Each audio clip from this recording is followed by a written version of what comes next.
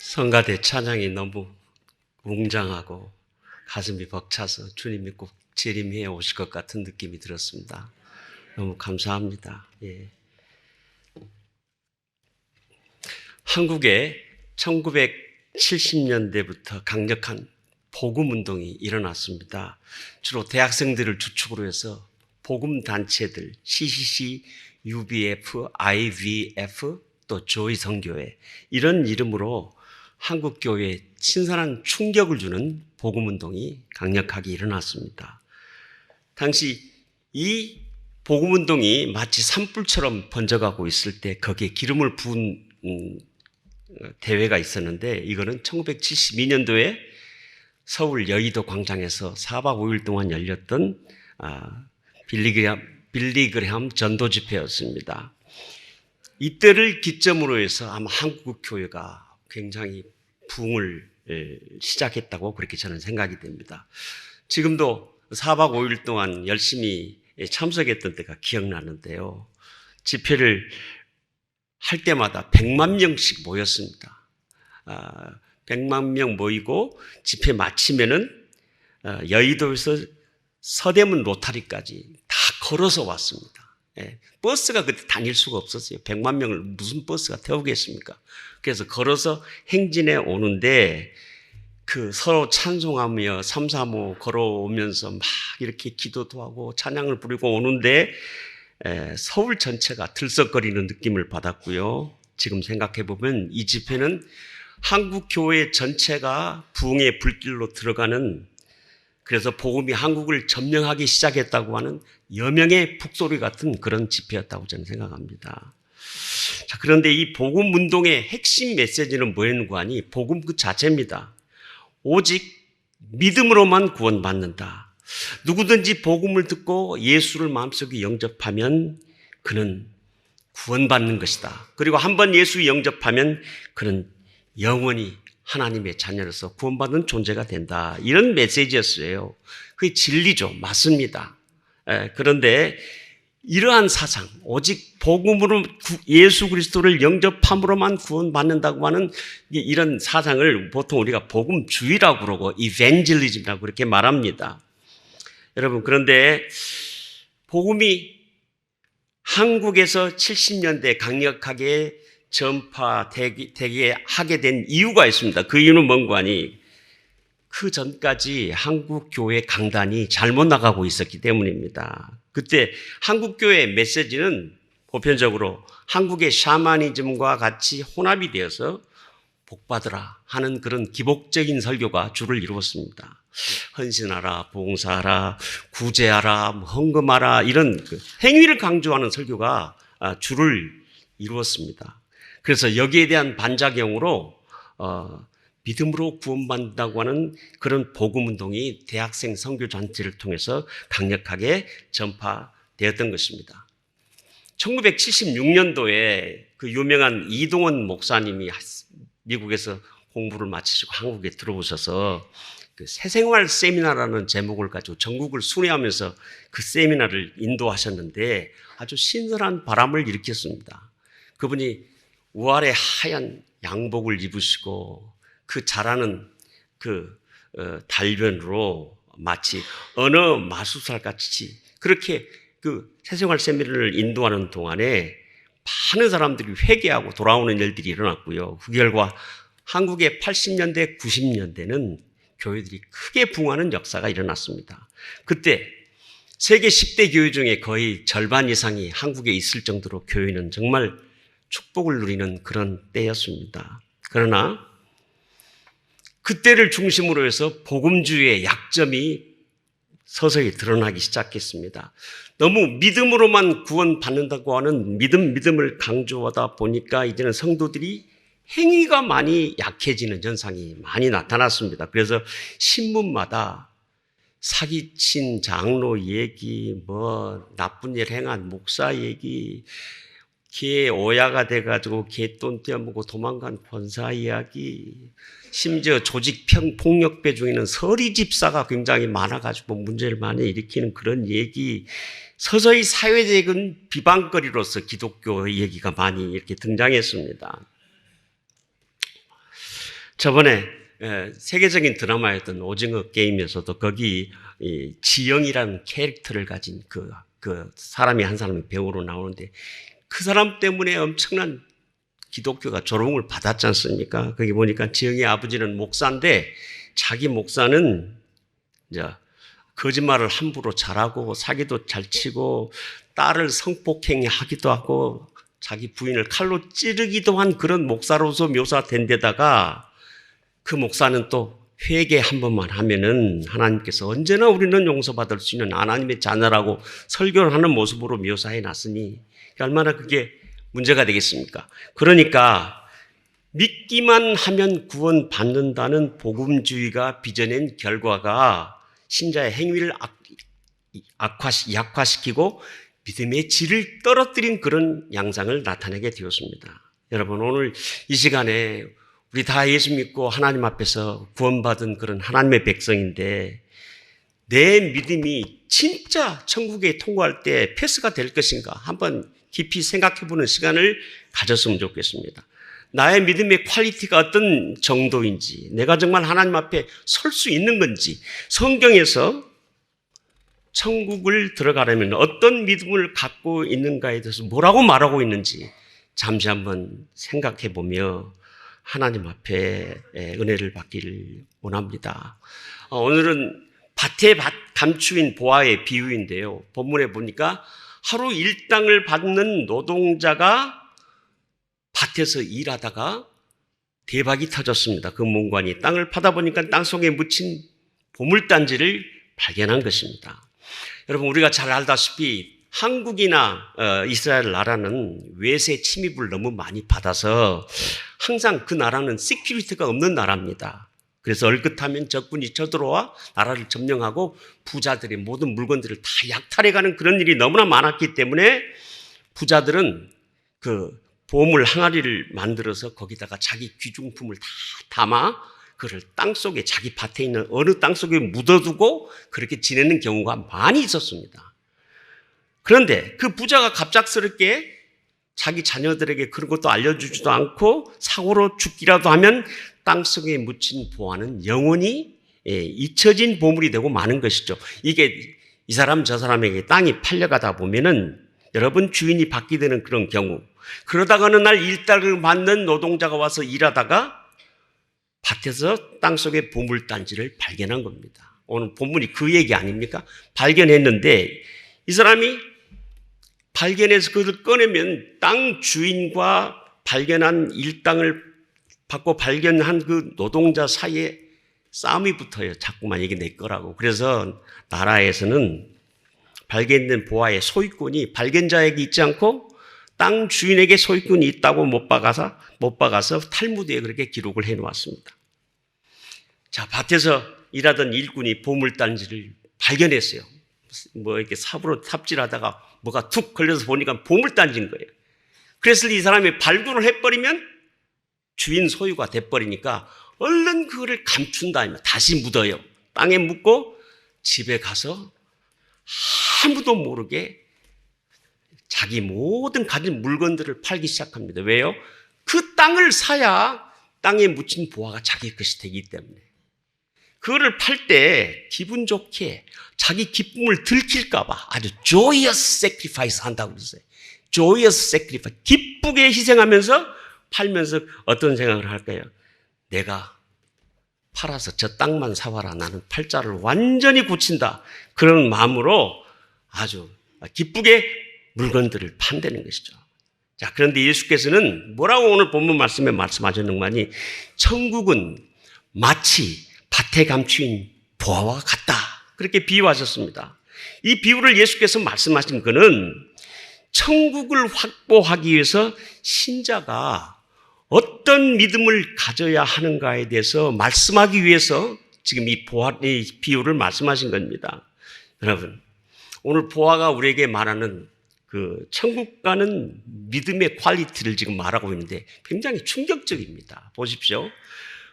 품꾼이 보화를 땅속에서 발굴한 것만으로 천국 그 보화가 자기 것이 되는 거 아니죠. 그 땅을 사는 데까지 나가야 되겠죠. 사는 데까지 나가려면 여기 본문에 예수님이 자기 재산을 다 파느니라고 했습니다. 다 팔아서 땅을 사는 것이 훨씬 이익이기 때문에 그거를 사는 데까지 가는 게 바로 천국을 쟁취하는 믿음이다. 그런 말씀을 하고 계시는 거죠. 천국을 발견한 자는, 예수님이 구세주라고 믿고 발견한 자는 그것으로 끝나면 그게 아무런 유익이 안 된다는 거죠. 그 예수님이라는 천국의 주체 되시는 그분을 소유하고 그걸 내 걸로 만들기 위해서 내가 이 땅에 살면서 나의 가장 귀하게 여기는 모든 것들을 다 팔 수 있고 그를 정리할 수 있고 오직 주님만이 가장 위대한 분이라고 고백할 수 있을 때까지 나가며 행동으로 옮길 수 있는 그 믿음이 결국 천국을 최종적으로 확보하는 믿음이라는 말씀인 것입니다. 그러므로 오늘날 신자가 나 예수 믿고 구원받았어 그렇게 말하는 사람이 진짜 자기 믿음이 천국 가는 믿음이라는 사실을 사람에게 확증하기 위해서는 자기가 가진 어떤 것보다도 주님이 가장 귀하다. 나 돈 1,000만 불 소용없어. 주님이 더 귀해. 나 내 가진 박사학위 뭐 여러 개 있는 거 소용없어. 이거 아무것도 아니야. 이건 예수님과 비하면 배설물이야. 사도 바울이 그랬지 않습니까? 주님이 나의 처음이요 마지막이요 가장 유일한 기쁨이야. 그러면서 주님께 우선순위를 제일 먼저 두고 말로만이 아니라 그렇게 삶을 살아갈 수 있는 사람, 그 사람이 천국을 확보했다고 예수님이 지금 이 기회에서 말씀하고 계십니다. 자, 이제 성경에 등장하는 천국을 확보한 사람과 그렇지 못한 사람의 예화가 많이 나오거든요. 삭개오는 세금 거두는 세금쟁이요 고리대금업자였습니다. 당시 사회적으로 최고로 천한 자가 창기와 세리입니다. 그 사람들은 죄인 중에서 두목죄인이에요. 제일 질이 안 좋은 죄인인데 바로 삭개오가 바로 세리였다 이 말씀인 것이죠. 이 말씀은 대표적인 죄인이었다는 말씀인 것입니다. 그는 돈이 생명보다도 중요하며 돈만이 생명을 지켜줄 수 있는 유일한 것으로 알고 세리와 고리대금업을 통해서 개처럼 돈을 모았습니다. 돈의 인생을 걸었던 것이죠. 근데 어느 날 예수님을 만나 하룻밤을 지내고 보니 그 다음날 완전히 자기 인생관과 세계관과 우주관이 변했습니다. 그래서 주님 앞에 이렇게 말했습니다. 예수님, 내 지금까지 모았던 모든 재산의 절반을 잘라서 가난한 자에게 다 주겠습니다. 그리고 고리대금을 하면서 토색한 것이 있으면 4배로 갚겠습니다. 이런 선언을 했습니다. 여러분, 이 고백의 의미가 무엇입니까? 지금까지는 자기 생명을 지켜주는 것이 돈인 줄 알았는데 이게 착각이었다고 분명하게 선언하는 겁니다. 그리고 예수님이야말로 내 생명을 영원히 책임지는 참 구원자요. 바로 주님이 그런 분이기 때문에 나는 주를 위해 내 재물을 아낌없이 헌신할 수 있다고 하면서 그것을 행동으로 확실하게 옮겨놓고 만 것입니다. 여러분, 삭개오는 밭에 있는 보화를 발견만 한 사람이 아니라 자기 것을 팔아서 그 보화를 산 사람이라고 볼 수 있습니다. 삭개오의 지금까지 우상이었던 모든 재물들을 확실하게 처분하고 자기 믿음이 구원받은 천국의 백성이요 예수님이 그를 결국 나중에 잘했다 착한 종하고 안아주어 그를 천국으로 드릴 수 있는 믿음이었다는 사실을 자기 행동으로 증명해 보인 존재라고 볼 수 있습니다. 자, 그런데요, 성경에 보면은 반대로 부자 청년의 얘기가 나옵니다. 이 청년은 예수님께 나와 이렇게 질문을 던졌죠. 예수님, 선생님, 그래서 선생님, 어떤 선한 일을 해야 우리가 구원을 얻겠습니까? 어떤 선한 일을 해야 구원을 얻겠습니까? 예수께서 말씀하실 율법을 다 지키라. 예, 그거는 어렸을 때부터 다 지켰습니다. 그러냐? 너에게 한 가지 부족한 것이다. 가서 너의 재산을 다 팔아. 다 팔합니다. 다 팔아. 가난한 자에게 다 나누어 주고 나를 따르라. 그러니까 부자가 재산이 많은 고로 슬퍼하며 예수를 떠나니라. 그렇게 적혀 있습니다. 여러분, 이 부자 청년은 구원받은 믿음입니까? 예, 아니죠. definitely 아닙니다. 이 사람은 선한 행위를 통해 구원을 받으려고 평생을 노력해왔던 사람이에요. 그러니까 그런 맥락에서 자기가 어렸을 때부터 율법을 다 지킨 것도 구원을 받기 위해서 하나님 앞에 선한 행위를 하기 위해서 그렇게 율법을 지켜온 사람입니다. 그런데 정작 가장 중요한 예수님이 메시아라는 이 사실을 발견하지 못한 사람이라 이 말씀인 것이죠. 말하자면 밭에 감추인 보화를 아직 발견하지 못했기 때문에 나아가서 자기의 모든 재물을 다 팔아 그 밭을 살 수 없었던 것입니다. 이때 예수님이 부자가 떠나고 난 다음에 제자들에게 이런 말을 했죠. 낙타가 바늘귀에 들어가는 것이 부자가 천국에 들어가는 것보다 쉬우니라. 자기의 가장 중요한 것을 포기하지 못한 사람은 절대 천국에 갈 수 없다는 예수님의 무시무시한 말씀 아닙니까, 여러분? 제자들이 놀라서 말하길, 예수님, 그러면 대체 누가 천국을 갈 수 있습니까? 그렇게 완벽한 사람이 천국을 간다 그러면 우리 중에 대체 누가 천국을 갈 수 있단 말입니까? 그때 주님이 무슨 말을 했는지 아세요?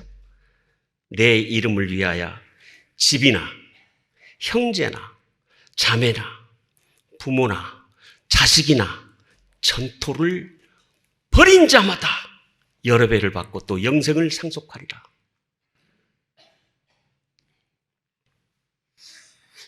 여러분, 부자 청년의 비유의 핵심은 바로 이것입니다. 부자는 밭에 감춘 부화를 발견하지 못했기 때문에 자기 소유를 팔아 밭을 살 수가 없었던 거죠. 진정으로 밭에 감춘 부화를 발견한 사람은 joyous sacrifice, 아주 자기 기쁨이 드러날까 봐 쉬쉬하면서 뭘로 모르게 팔아가지고 그 밭을 사는데 혈안이 된다 이 말씀이죠. 예수 그리스도가 우주의 주인이요, 역사의 주인이요, 생명의 주인이요, 이런 것들을 발견한 사람은 거기에 대해서 내가 헌신하고 이렇게 하는 거에 대해서 전혀 너무너무 기쁘다 이 말씀이죠. 놀라운 투자가 되기 때문에 거기서 기쁘게 그 일을 감당할 수 있다는 것입니다. 예수님이 직접 우리에게 말씀하신 말씀 중에 천국 가는 믿음이 어떤 것인지를 오늘 잠시 한번 살펴볼 텐데요. 여러분, 참 놀라운 말씀이 많이 있습니다. 누가복음 9장 23절, 24절 한번 보시겠습니다. 좀 띄워주십시오.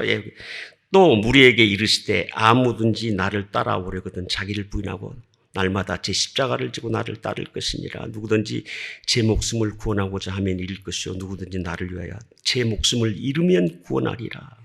이거 얼마나 무서운 말씀입니까?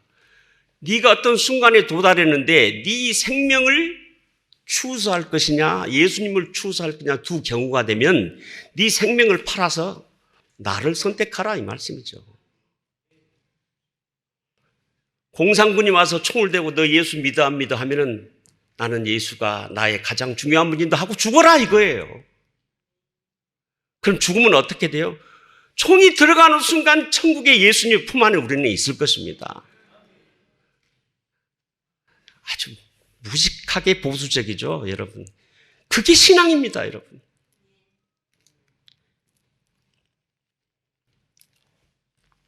자기 생명 그리고 예수님 둘 중에 예수님을 택할 수 없는 사람은 천국에 합당하지 않다고 하는 주님의 말씀이죠. 예. 그래서 천국 백성은 기쁘게 주님을 늘 가장 우선적으로 선택할 수 있는 바로 그런 사람이라는 말씀인 것이죠. 성경의 메시지는 하나님을 선택하고 세상을 선택하지 말아입니다. 더 이상도 더 이하도 아닙니다. 주님을 부인하지 말고 자기 목숨을 부인하라 이 말씀인 것이죠. 이게 바로 선악과 얘기가 아닌가요, 여러분? 성경에서 하나님께서 아담에게 말씀하시기를 선악과와 생명나무를 두고 선악과를 선택하지 마라.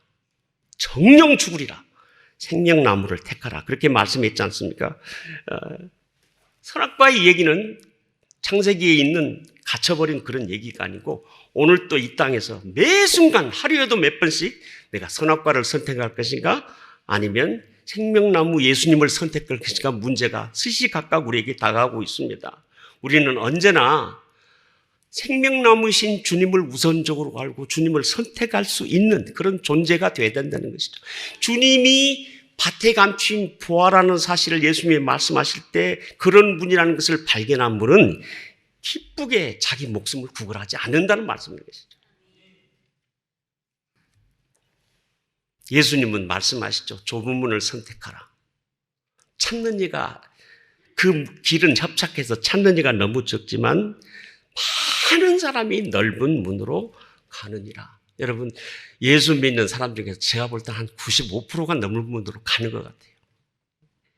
열매 맺는 좋은 나무가 되라. 열매 없는 나무가 되지 마라. 반석에 집을 지으라. 모래 위에 짓지 말아라. 최후 심판 때 오른쪽 양편에 서지 왼편에 염소편에 서지 말라. 믿고 영생할 것인가?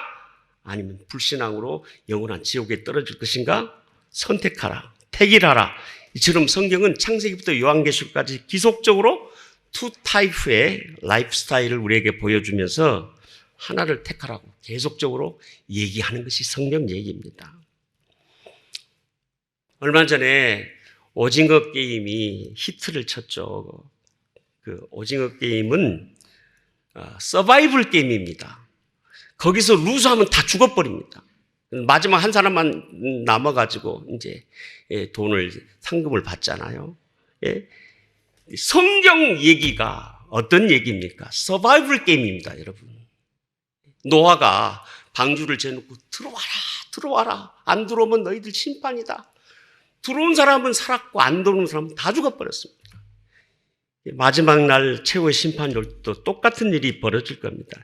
우리가 놀랄 거 하나도 아닙니다. 성경의 모든 얘기가 다 그런 얘기라는 사실인 것이죠. 마태복음을 통해서 믿음의 퀄리티가 어떤 것인지 잠시 한번 살펴보겠습니다. 마태복음 18장 8절 9절입니다. 18장 8절 만약 내 손이나 내 발이 너를 범죄하게 하거든 찍어버리라.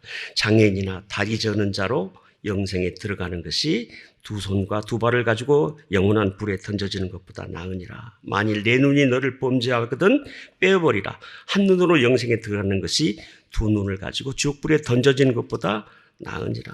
무시무시한 말씀을 하셨습니다. 산상수훈에서 이런 말씀을 하셨죠.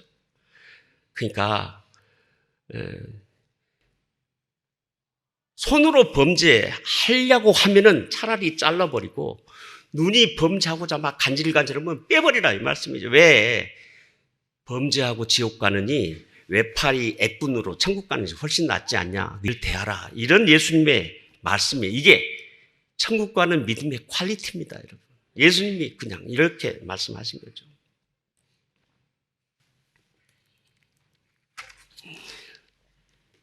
이 말씀의 핵심은 천국은 너무너무 가치 있는 것이기 때문에 천국을 가로막는 죄에 대해서 엄중한 결단을 하고 이 땅에서 살아라고 하는 주님의 그런 말씀인 것입니다. 마태복음 8장 21절 22절을 보겠습니다. 제자 중에 한 사람이 이르되 주여 내가 먼저 가서 내 아버지를 장사하게 허락하옵소서. 예수께서 이르시되 죽은 자들이 그들의 죽은 자들을 장사 지내게 하고 너는 나를 따르라 하시니라. 아버지가 돌아가셔서 장례 지내러 가니까 야 너 가지마. 죽은 자들은 불신자에게 장사 지내게 하고 너는 나를 따라서 아직 믿지 않아서 지옥 가고 있는 사람에게 복음을 전해. 그렇게 주님이 말씀하시는 겁니다. 동양 나라에서 부모 돌아가셔서 장사 지내는 그 일은 최고의 우선순위 넘버원 아닙니까? 아버지 돌아가시고 어머니 돌아가셨는데 뭐 딴 일하러 가요? 근데 예수님은 죽은 자로 하여금 죽은 자를 장사하게 하고 너는 나를 따르라. 지금 죽어가고 있는 많은 사람에게 복음을 전해서 그들을 살리는 것이 보다도 우선적인 일이라고 하는 주님의 말씀이죠. 그러니까 주님께서는 천국이 너무 가치 있기 때문에 가치 있는 일이기 때문에 세상 일보다도 하나님 나라에 훨씬 우선적인 가치를 가지고 살아라 이 말씀이죠. 마태복음 10장 37절입니다. 아버지나 어머니를 나보다 더 사랑하는 자는 내게 합당하지 아니하고 아들이나 딸을 나보다 더 사랑하는 자는 내게 합당하지 아니하다. 아버지나 어머니보다도 나를 더 사랑해라 이 말씀이죠. 예. 네 자식들보다도 나를 더 사랑하라. 예수님이 참 너무 어려운 부탁을 하시네요. 예. 너무 천국은 가치 있는 것이기 때문에 인정적인 사사로운 자식 관계, 부모 관계 그런 일보다도 그런 일 때문에 주의 일을 방해받지 말아라는 주님의 말씀. 가족의 소소한 정 때문에 너무 큰 가치가 있는 천국 사역, 영적 사역을 그르치지 말라는 주님의 말씀. 최선의 가치를 위해서 차선의 가치를 포기할 수 있지 않느냐, 그런 주님의 말씀입니다. 여러분 꼭 기억하십시오. 자식하면 정신이 없는 부모들이잖아요. 예, 정신이 없어. 그냥 손자, 손녀를 하면 사진 자기 카톡에다가 막 40개, 50개 그냥 쫙, 되게 내가 볼 때는 못생기는데 뭐가 그렇게 좋다고 그냥 50개를 이렇게 놔가지고 그걸 막 보여주고 막 그러지 않습니까? 그런데 꼭 기억할 것은 자식보다도 주님을 더 사랑해야지, 그렇지 않는 것은 합당하지 않다는 거죠. 주님의 말씀이.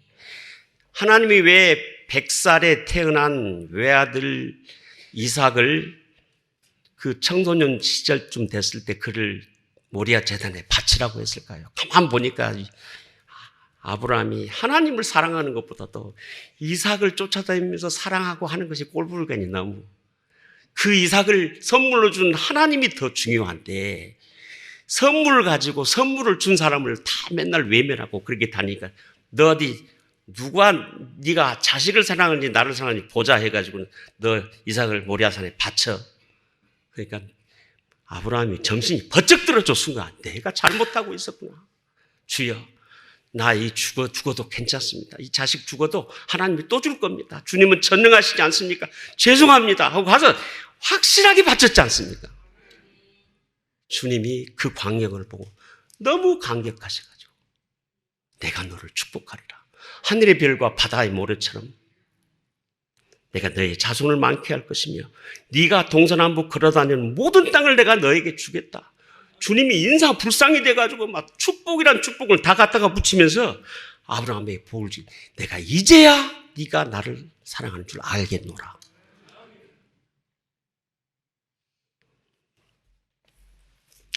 마태복음 19장 12절입니다. 마지막으로 어머니의 태로부터 된 고자도 있고 사람이 만든 고자도 있고 천국을 위해서 스스로 고자된 자도 있도다. 이 말을 받을 만한 자는 받을지어다.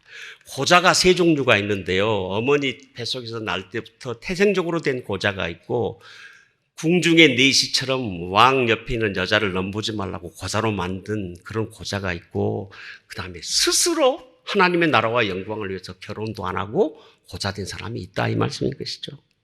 예, 예수님께서 말씀하시기를 주의 나라와 영광을 위해서 고자가 될 사람은 고자가 되라, 이 말씀이죠. 사람 일생을 완전히 망쳐버릴 만한 교훈을 주님이 하시는 것 같은 생각이 들잖아요. 그렇지만 가만히 따져보면 일생에 요만큼 일생인데 영혼은 막 상상할 수 없이 많은데, 우리 영원한 천국에서 살 그 가치가 너무너무 이 땅에 사는 사람보다 큰데, 이 땅에서 결혼하고 산다고 맨날 남편과 아내가 지지고 볶고 싸움하고 머리카락 잡고 막 날리고 그렇게 지지고 볶고 살기보다는 독신으로 살면서 하나님 나라와 영광을 해서 힘껏 사는 것이 훨씬 가치 있다, 이 말씀인 것이죠. 주님의 말씀은. 근데 주님이 우리가 상상하는 것보다도 훨씬 더 참 우리가 이해하지 못하는 그런 말씀을 지금 여기서 하고 계시잖아요. 아버지 장례식도 가지 말고 나 따라오라. 천국의 위대한 가치를 주님은 말씀하고 있는 것이며, 우리가 나중에 천국에 갔을 때 이 산상수훈에 있는 말씀이 진짜 진리였다는 사실을 깊이 깨달을 줄 믿습니다. 80년대 초에 제가 뉴욕에서 한 청년에게 제자훈련을 시켰습니다. 근데 그 청년은 일주일에 한 번씩 제가 성경을 가르치는데 너무 기쁜 마음으로 그 말씀을 받고 말씀대로 꼬박꼬박 살면서 그렇게 순결한 삶을 살았어요. 근데 어느 날 자기 부인하고 둘이 세탁소를 시작했는데 너무 매상이 안 되는 거예요. 둘이 처음 고등학교 졸업하자마자 미국 와가지고 자기 매형이 변호사인데 아무것도 할 일 없으니까 세탁소나 해라고 그래요. 세탁소를 맡겨주니까 그거 고등학교 졸업하고 여기 와서 세탁소 시작하니까 거기서 일도 안 해보고 시작하니까 뭘 어떻게 돈을 벌겠어요. 그래서 맨날 꼬라박고 있는데 하루는 흑인 신사가 옷을 이렇게 맡겨주고 갔어요. 근데 여기 주머니를 드라이 클리닝 넣기 전에 뒤져보니까 100불짜리 빳빳한 게 2개가 딱 나와. 그러니까 너무 기분이 좋아서, 야, 주님이 매상이 없으니까 이런 식으로 채워준다. 그래가지고 그걸 캐시다에다 딱 넣고 또 열심히 일을 하는데, 흑인이 옷을 찾으러 올 때까지 계속 마음에 갈등이 있더래요. 야, 그 돈 네 돈이냐? 그거 갖다 돌려줘야지. 아니야, 주님이 나한테 매상 그냥 올려주신 거야. 막 싸우다가 결국은 흑인이 왔을 때 돌려줬다고 저한테 이렇게 간증을 하더라고요. 그만큼 말씀대로 살려고 노력했던 좋은 청년이었습니다. 근데 제가 신학교 마치고 교회 개척하다가 나중에 이제 30년쯤 후에 이 친구를 만났어요. 이제 50대, 60대가 됐어요. 60살이 된 때 제가 만났는데요. 그동안에 이혼을 2번 하고 3번째 여자하고 살고 있어요. 그리고 한의사 자격을 땄는데 여자 손님을 이렇게 어떻게 만졌는지 경찰에 와가지고 라이센스 스탑하고 그냥 다 크로스 하도록 해가지고 다 크로스 당해가지고 지금 뭐 이렇게 거지처럼 이렇게 살고 있던 모습이에요. 그래서 저랑 같이 만나서 얘기를 하는데 많이 타락했어요. 예, 그래서 말끝마다 목사 비방하고 교회 비방하고 그런 말을 많이 하는데 제가 꼭 참고 다 들어줬습니다. 근데 항상 대화의 마지막은 뭔지 아세요? 주님은 사랑이시고 한 번 예수 믿고 구원받은 자는 반드시 구원하시기 때문에 나는 예수님을 마음속에 영접했기 때문에 나는 반드시 구원됩니다, 목사님. 꼭 그렇게. 내가 그 말 하고자 하는 게 아니에요, 지금. 그게 아니라는 거예요. 저도 잘 확신은 모르겠어요. 그렇지만 분명히 그거 아니에요. 교회도 안 다니고 마음대로 여자들 몇 명 같이 뭐 이 사람하고 살고 저 사람하고 그러다가 저한테 목사님은 목사하니까 여자 한 사람하고 사니까 얼마나 참 힘들어요. 나는 이렇게 3명 정도 살아봤는데 괜찮더라고요. 그래서 내가 야야 한 사람도 버거운데 3사람이 어떻게 3사람하고 살았냐 제가 그렇게 말한 적이 있습니다. 예수 한번 자기는 영접했으니까 자기는 영원히 구원받은 존재라고 언제나 그런 결론을 내 앞에서 뻔뻔하게 내리는 거예요. 예배당도 안 나오고 그렇게 죄짓고 살면서.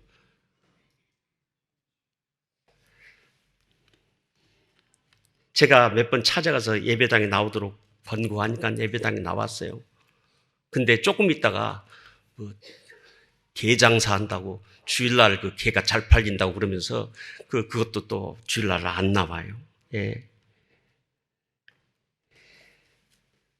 여러분, 이 사람도 한번 예수 영접했으니까 구원받은 믿음의 퀄리티를 가진 사람이라고 생각되십니까?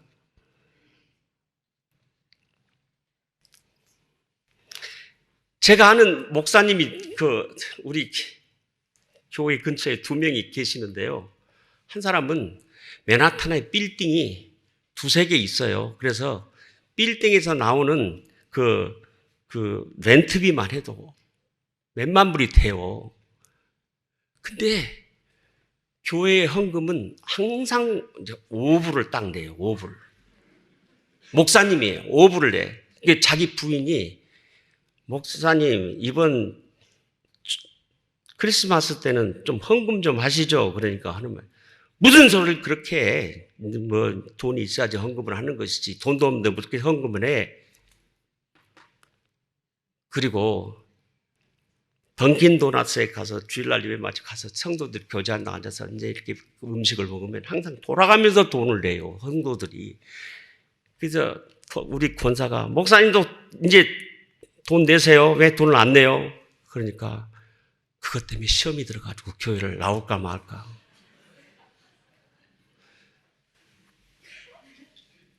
또 다른 목사님이 있는데요. 제가 그 사람을 10년을 아는데 10년 동안에 같이 동거한 여자가 4명이에요. 그런데 이 사람이 예배당에 와서 앉아서 제일 먼저 하나님 앞에 기도를 하는데 누가 예배당 처음 들어와서 딴 얘기하고 인간적인 얘기하면 딱 일어서 주의 성전에 들어오면 처음부터 앉아서 주님께 인사하고 주님 앞에 기도해야지. 어떻게 그러냐고 야단쳐요. 여러분, 그런 사람도 구원받았습니까?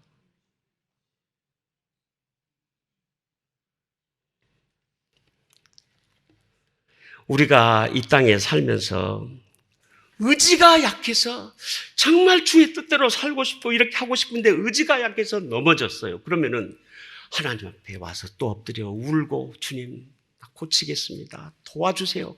내 의지가 약해요. 주님 도와주세요 하면서 주님 앞에 엎드려 눈물을 흘리면 주님이 그 영혼을 일으키시고 축복하시고 다시 일으킬 수 도와주신다 이 말. 그렇지만 동일한 죄를 계속 짓고 있으면서도 회개를 못하는 사람이 있어요.